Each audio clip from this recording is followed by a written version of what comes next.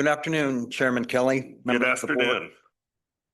afternoon. I thank you for the opportunity to update you on a project of historic significance that intersects with the MRGCD.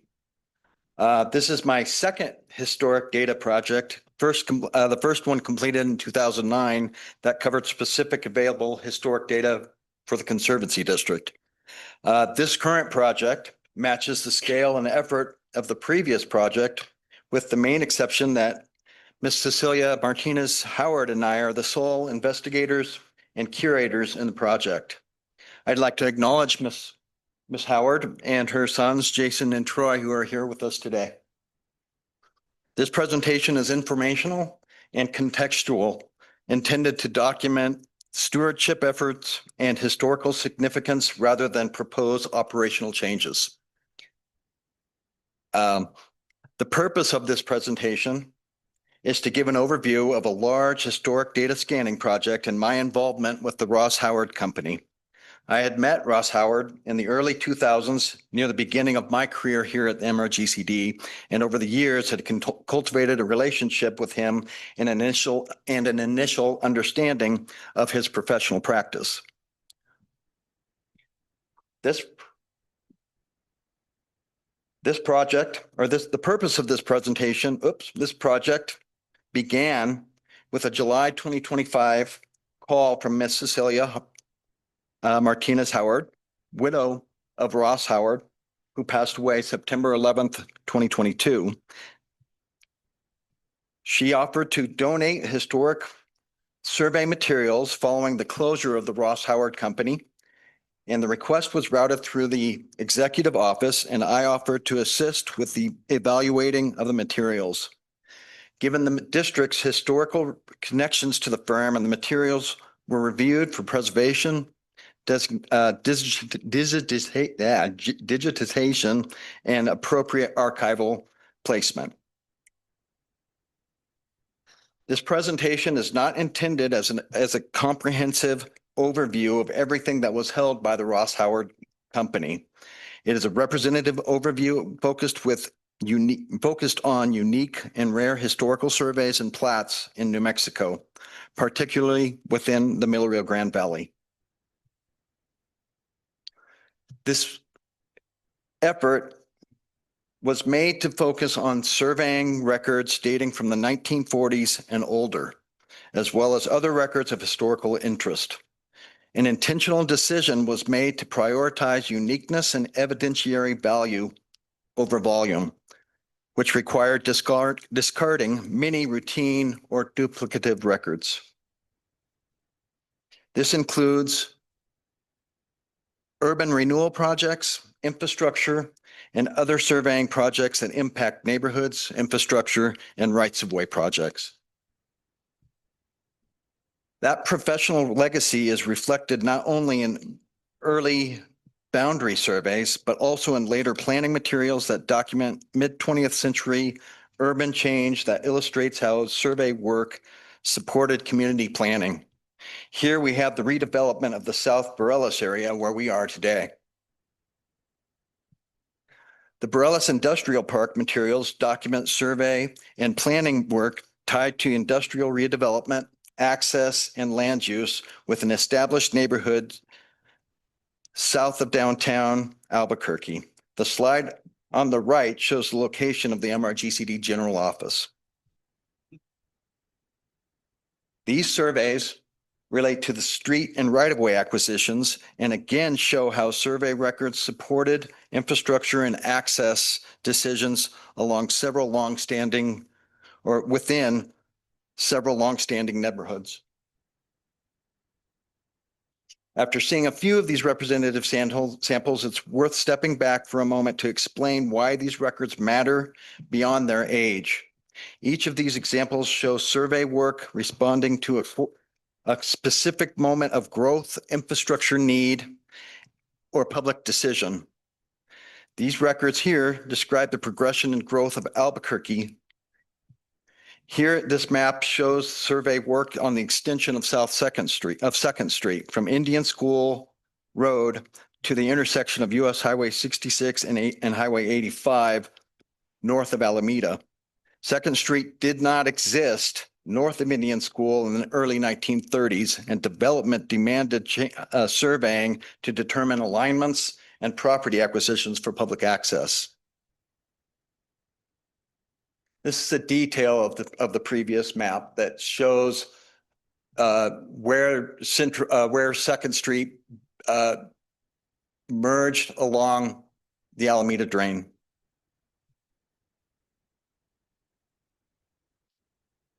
This is a 1948 plat that was prepared by Edmund Ross for a small subdivision in Albuquerque. It is representative of hundreds of similar surveys in the collection. Routine work at the time, but still foundational. In this case, the original drawing preserves details that were later altered in the official record version, including a spelling change to the property, which happens to be my family's. It is a small example, but illustrates how the original survey documents carry evidentiary details that can be lost or normalized over time. These are a few of the town site maps in the property of Frank Hubble in the Pajarito area of Belen in Albuquerque. This map shows the proposed alignment in 1929 of the Belen Highline Canal within Valencia County, a major piece of infrastructure of the MRGCD in Belen Division. While not all of the materials are preserved, have been preserved are the work of Ross Engineering Office and its successors, this map shows a 1935 compilation or contemplation on the location of a reservoir and power sites and a proposed diversion canal to divert water from the western slope of Colorado. This project was later realized and built as a series of tunnels known as the San Juan Chama Project, authorized in 1962. There are many supplemental maps, such as these, included in the archive. These aren't just old maps. These are working documents behind how land was divided, water was moved, and communities were planned, including work that directly intersects with the district's early history. I'm not going to walk through each of these.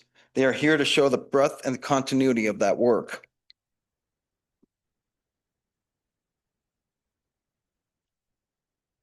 This work was often done by building upon prior work within the office. The continuity of this work from Ross Howard Company goes back to Ross Bayer Engineering Office, formerly known as Ross Engineering Office. This multi-generational practice of surveying has persisted within this family.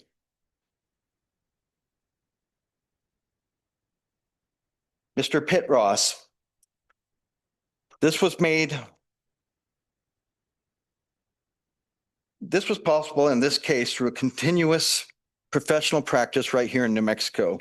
To begin this incredible story, Mr. Pitt Ross, son of the territorial governor Edmund Gibson Ross, opened Ross Engineering Office in 1886. Mr. Ross was not only an engineer and surveyor, but he was also a notary public, bringing professionalism to the territory regarding various land transactions as an impartial witness to document signings and oaths. These are a few drawings of Mr. Ross's work with subdivisions and additions to the city of Albuquerque, with plats of the Crossan Kennedy Edition in 1890, the lands of Antonio Bratina in 1891, and the Gilbert Edition in 1906. There are hundreds of properties documented by standalone surveys as well. This is the map of Rancho del Ojo de las Yeguas from 1897, the map of Rancho del Rincon, the property of Louis Huning in Valencia from 1906, and the Bosque de los Pinos tract, the Solomon Luna Farms from 1914. In 1916, Pitt Ross, then county surveyor, compiled the first comprehensive set of Bernalillo County surveys. The maps shown here were retraced by Clarence B. Beyer in 1933 and 1934, then county surveyor, based on those 1916 maps. What those maps, if you can go back one. What these maps nicely show is what's known as the radiation method of plane table surveying, with the red lines radiating out from a single point to accurately locate property boundaries on the map. Mr. Ross also provided surveying work for court cases. Here he is as part of the Chilili grant, and he continued his work as a county official notarizing other land records. This is the last map found with his signature from February of 1923. Mr. Pitt Ross passed away on March 2nd, 1925. Mr. Edmund Ross was the son of Pitt Ross, and he followed in his father's footsteps as an engineer and surveyor. Edmund Ross was instrumental in the early days of MRGCD, and in fact was responsible for the property maps and the preparation of the official plan, Volume 3, on property affected by the plan. Surveyors and engineers were treated as foundational actors and acknowledged alongside the commissioners and officers. Edmund Ross himself appears in the official plan, not as a background support staff, but as a named professional contributor responsible for core surveying and property work. On the left is the earliest noted work of Edmund Ross, plat of the lands of Jose E. Chavez in July 1909, when Mr. Ross was 22 years old. On the right is the property of Miss Lewis Huning, dated 1912. The larger subdivisions were then being platted and subdivided in the state, and projects outside of Albuquerque continued to expand. The plat of Netherwood Park is signed by Mr. Ross as both surveyor and the notary public.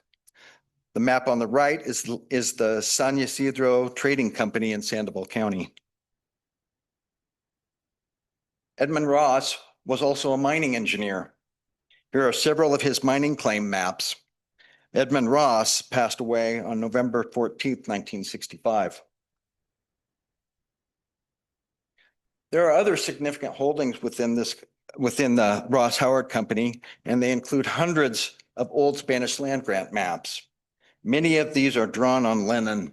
Here we have the Ojo de Borrego, the San Clemente, the Pueblo of Isleta, Taos Pueblo, and the Manzano grant depicted. These maps are derivatives of the original town of Atrisco grant, showing the allotments derived from that original grant.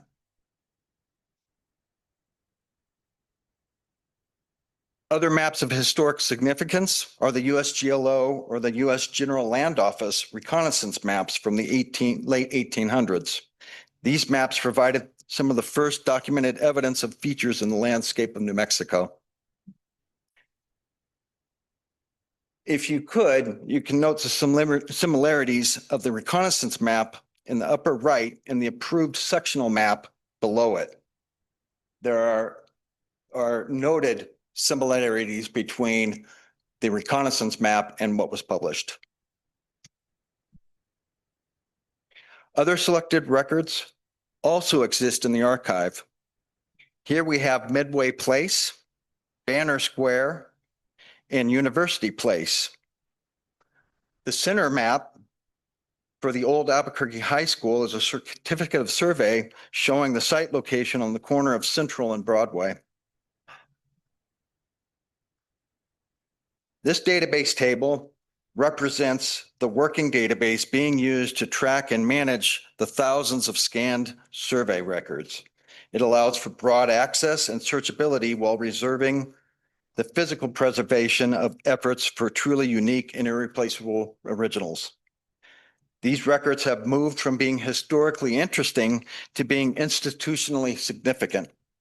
The Ross companies weren't documenting history after the fact. They were actively shaping the area's foundation through property and survey work.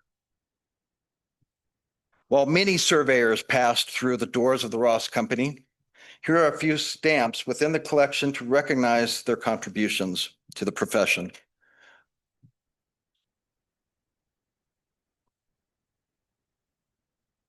It is important to also recognize the contributions of Mr. Edmund Ross to the formation of the Middle Rio Grande Conservancy District. Mr. Ross was significant in providing professional direction and guidance to the district and was one of the primary reasons for my involvement. Here is a photograph of the Ross Engineering Office that was within the collection and dated February 6th, 1926 at the intersection of Railroad Avenue, which is now Central, and First Street. A fortunate and surprising coincidence, when I took the photograph out to scan it, on the back of the photo provides the context. Exactly 100 years ago, last Friday, the Ross Engineering Office began work on the Conservancy District project.